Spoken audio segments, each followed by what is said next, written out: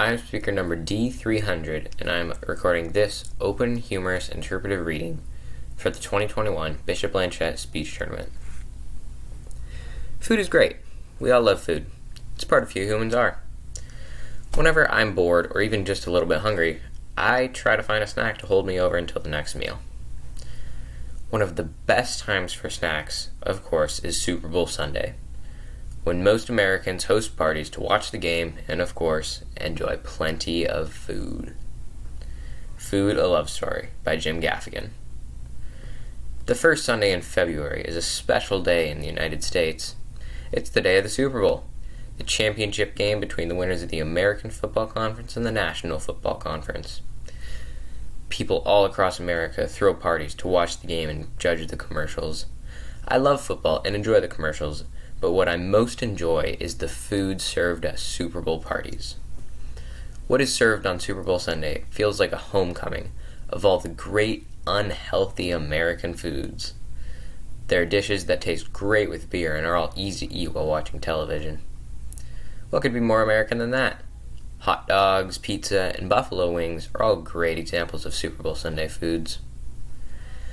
After traveling all around this amazing country, I've discovered that the deepest appreciation and love for these Super Bowl Sunday foods can be found in the Midwest. I grew up in the Midwest, or the flyover part of the United States. To many on the coasts, the Midwest is mostly boring, or at its best, charmingly boring. Well, I don't agree. I can empathize with this sentiment. I remember when I was 10 years old looking around at my small Indiana town that didn't even have a McDonald's and thinking, I'm not supposed to be here. There's been some mistake. Was I switched at birth? I am not a Midwesterner. Of course, when I finally got to New York City, the first thing I discovered was that I am a Midwesterner. To the ethnocentric New York comedy scene of the 1990s, comedians were Jewish, Italian, Puerto Rican, or African American. And I quickly realized that my ethnicity was Midwestern. I was a pale piece of white bread floating in a sea of ethnicity. And I loved it. To make matters more romantic, I was from Indiana, which is to many considered the trailer park of the Midwest, or simply an I-state. I once had someone ask me if I rode a tractor to school. Obviously not, I explained. Only the rich kids had tractors. In some ways, it's kind of understandable why people have an almost dismissive view of the Midwest.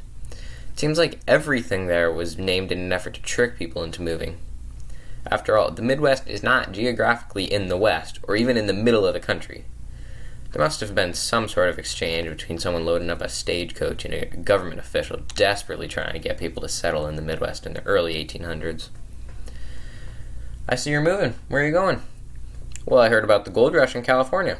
I'm headed out west. Have you thought about the Midwest? Midwest? Where's that? It's close to the west. Well, it's in the middle. Well, it's in the middle part of the eastern part of the... Well, there's plains, and those plains are great. That's why it's called the Great Plains, in the Midwest. I think I just want to go out west. Did I mention there's lakes in the Midwest? Great lakes, in fact. One is so great they named it Superior. There's great plains, great lakes, great everything. Did I mention it's in the breadbasket of the country? Bread is free in the Midwest. Okay, I guess I'll go.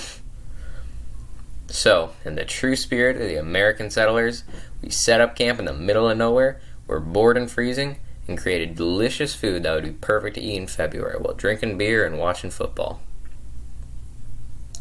Chicago is famous for its deep dish pizza, but that's not the only local specialty.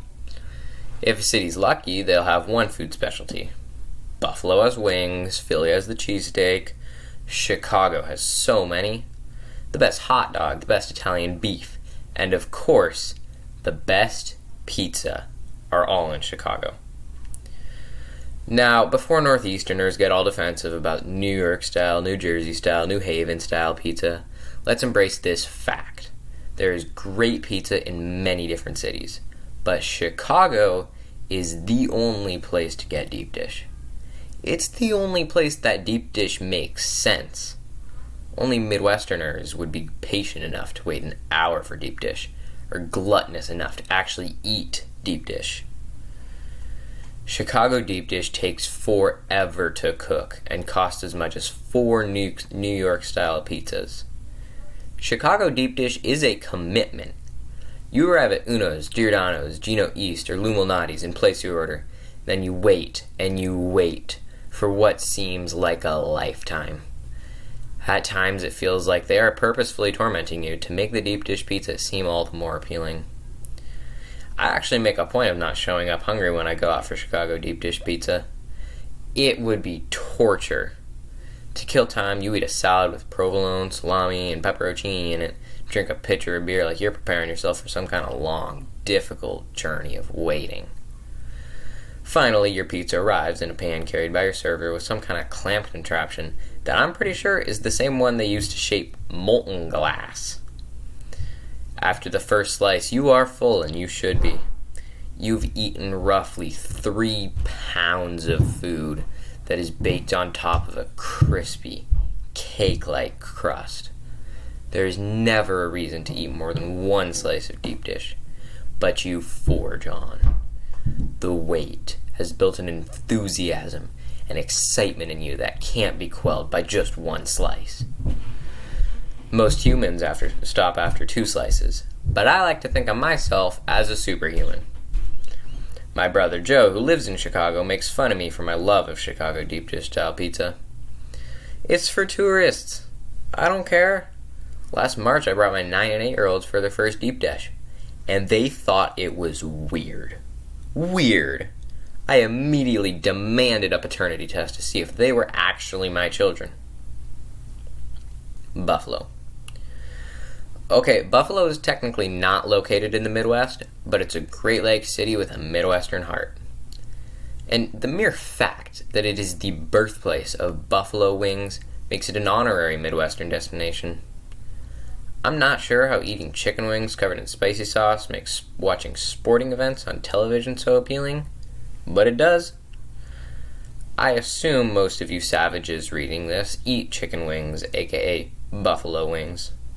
Those are baby chicken wings that you're mindlessly dunking in delicious blue cheese dressing. I don't like to eat the baby bird's wings. I'm not a barbarian. This is why I prefer to eat their legs. I'd rather not take away a bird's ability to fly. I realize some of you are thinking, Jim, while you are brilliant and handsome, you must realize that chickens cannot fly. Well, how do we know chickens can't fly? Maybe the chickens have just become too dependent on those legs. Chicken legs are just making birds lazy. Have you ever seen footage of a hippo crossing a river? There is always a bird sitting on its back. How lazy is that bird? It's going to take that hippo 10 minutes to cross that river. That bird could just glide across. It's pathetic, really. That bird sitting on the back of that hippo, I want to eat its legs. Mostly because I'm pro-hippo. I relate to the hippo. You know what? The hippo kind of looks like what would happen to the rhino if it only ate Super Bowl Sunday foods. And based on the appearance of the hippo, it is surprising that it's not indigenous to the Midwest. Thank you.